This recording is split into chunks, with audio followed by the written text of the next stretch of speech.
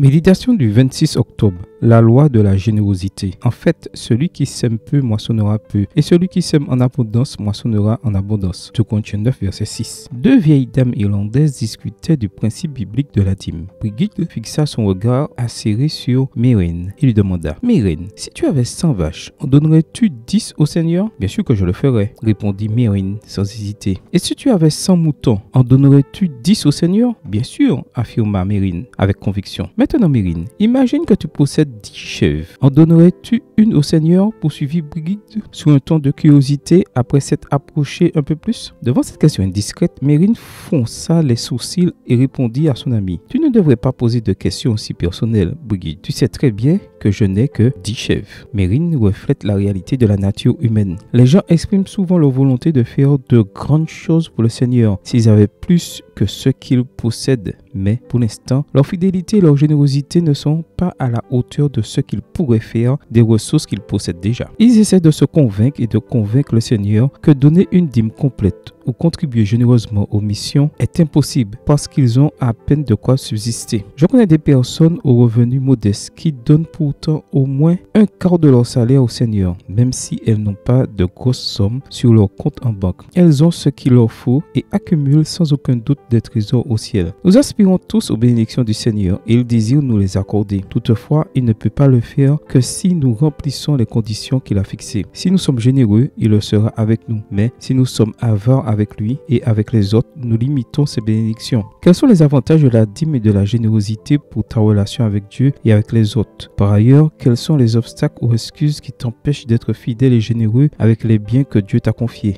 Ne laisse pas la cupidité, la peur ou l'incrédulité t'empêcher de vivre la bénédiction de donner. Sois un bon intendant de ce qu'il t'a confié et tu jouiras de ses bénédictions. Amen. Bonne journée à toi et que le Seigneur te bénisse.